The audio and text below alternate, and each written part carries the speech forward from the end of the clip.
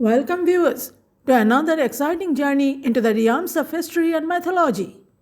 Today, we're delving into the fascinating world of pre Islamic Arabia, uncovering the ancient gods and beliefs that once flourished in this region.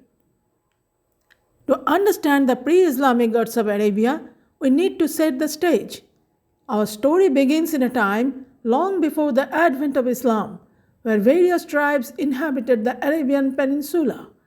These tribes had their own unique cultures, traditions, and of course, pantheons of gods. In pre Islamic Arabian culture, the concept of the divine was often expressed through a pantheon of deities. Among the many figures in this divine hierarchy, there were three goddesses revered for their unique attributes and powers, often called as daughters of Allah. They are Lat, Aluja, and Manat. Together, the three goddesses form a powerful triad, their energies intertwining like the threads of a divine tapestry, a symbol of the timeless wisdom and power.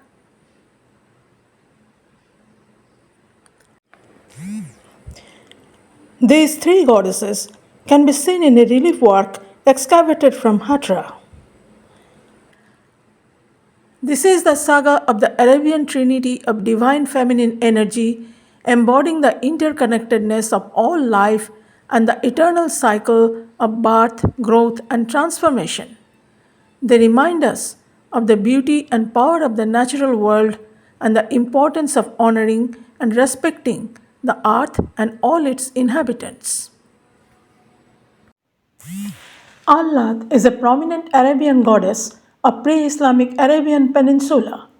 She is revered as one of the three chief goddesses alongside Al-Ujja and Al-Manat.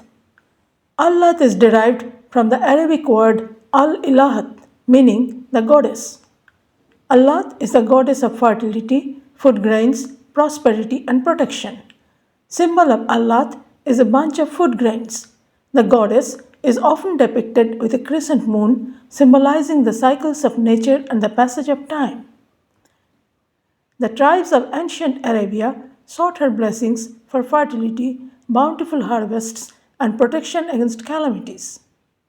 During the Islamic conquest of Mecca, idols of Allat were destroyed along with other Arabic gods of Kaaba. In Islamic sources discussing pre Islamic Arabia, Allat is attested as the chief goddess of the Banu Thaqif tribe of Taif. She had a splendid shrine at Taif in Saudi Arabia, which was decorated with ornaments and treasure of gold and onyx. There, the goddess was worshipped in the form of a cubic granite rock. The area around the shrine was considered sacred. No trees could be felled, no animal could be hunted, and no human blood could be shed. Allat was also venerated in Palmyra, where she was known as the Lady of the Temple. According to an inscription, she was brought into the Arab quarter of the city by a member of the Ben Mazin tribe, who were probably an Arab tribe. She had a temple in the city, which is believed to be the cultic center of the Palmyrian Arab tribes. A temple was built for Allat in Iram of the Pillars by the tribe of Ad. In a Nabatean inscription, Allat was referred to as the goddess who is in Iram. In Islamic tradition, her worship ended when a temple in Taif was demolished on the orders of Muhammad. Aluja was one of the three chief goddesses of Arabia. She was worshipped along with Allat and Al-Manat. She is mentioned in the Quran as being one of the goddesses who people worshipped. Aluja was the goddess of dawn and evening star. She was also regarded as the goddess of power and savior in the battlefield. Her symbol was three trees. Along with Al-Manat and Allat, she was regarded as the daughters of Allah. There is a beautiful temple in her name at Nakhla, in the vicinity of Mecca. A stone cube at Nakhla was held sacred as part of her cult. Goddess Aluja was chiefly worshipped by the tribes of Quraysh and Kina. In this context, one thing is worth mentioning that long before Islamization, Kaaba was one of the chief pilgrimage centers of the Arab world. There were many idols of gods and goddesses at Kaaba. People of the Quraysh clan used to guard and protect Kaaba.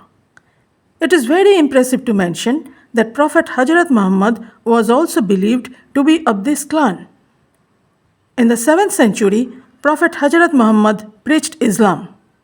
In his opinion, Allah is the only one to be worshipped, and worship of idols was against Islam. Hence, he ordered for all the idols to be destroyed. Following his command, his followers started to destroy all the idols of gods one after another. Hazrat Muhammad conquered Mecca in 630 AC. In the same year, during Ramjan, Hazrat Muhammad ordered his follower and trusted general Khalid ibn al-Walid to destroy the temple of Aluja. Following his order, Khalid ibn al-Walid, along with a cavalry of only 30 horsemen, attacked the temple of Aluja at Nakhala. There was hardly any resistance by the worshippers.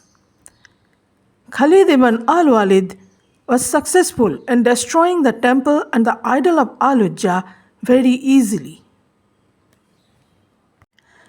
As the faithful gathered one last time, tears mingle with prayers and hearts heavy with gratitude tremble with the weight of impending loss. Memories flood their minds of widespread pleas in moments of despair, of widespread thanks in moments of joy, of widespread promises to honor her legacy for eternity. As the temple gets close for the final time, as the echoes of lamentation fade into the silence of the desert night, there is a solemn understanding that endings are but beginnings in disguise, and that even in the darkest of nights, the light of faith shall never be extinguished. Farewell, Aluja, goddess of the sand. May your spirit soar on wings of eternal grace, and may your legacy endure throughout the ages, a testament to the enduring power of devotion and love.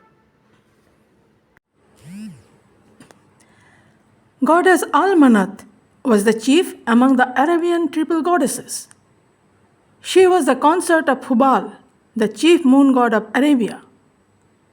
Goddess Manat was the symbol of fate, wealth, grandeur, and death. She was very popular at Arab. She was the chief goddess of Al-Habas and Al-Khadja tribes. There was a gorgeous temple in her name on the picturesque seashore at Al-Musalla, in between Mecca and Medina. In her temple, a lot of devotees used to accumulate in large numbers. It is said that after finishing up their pilgrimage, devotees used to come to the temple. During their visit, they used to offer prayers, do the ritualistic circumambulation, and in the end, shave their heads. In 630 AC, Hazrat Muhammad ordered one of his followers, Saad bin Jaid, to destroy the temple of goddess Manat. Saad bin Jaid, with a cavalry of 20 horsemen, arrived at the temple of Manat at Al-Musalla. The priests of the temple were still there. They were discouraged and very sad, but they didn't interfere in any of the process of destruction. They even went away from there without any resistance. Saad bin Jaid, without any effort, was successful in destroying the temple. After that, following the orders of Hazrat Muhammad, the idols of gods of Kaaba were destroyed. Kaaba had almost 360 idols. Among these idols, there was one of Manat also. It is often said that during destruction, Al-Manat's idol was not found at Kaaba. There is a story behind that as well. According to the court poet of Ghazni, Farooq Shistani, the worshippers of Manat hid her idol, and to protect the idol, they decided to transfer it to India. During that period, people used ships for transport and export of horses from Arabia to India. In utmost secrecy, in such a ship, Manat's idol was transferred to Gujarat province in India. There, the idol was kept hidden in a Hindu temple at Kathiawar, and nothing of goddess Manat has been heard anymore.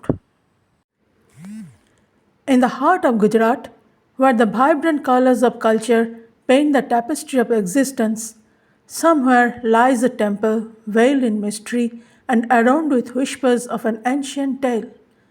It is here, amidst the fragrant incense and the soft glow of oil lamps and chanting of Sanskrit hymns by the Indians, that the divine presence of Manat, an Arabian goddess of dreams and aspirations, finds solace in the embrace of a foreign land.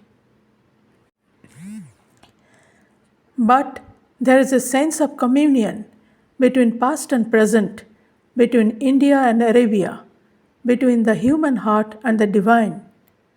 For Manat, hidden though she may be, is a beacon of hope in a world often shrouded in darkness, a reminder that even in the most unexpected places, the light of grace shines eternal.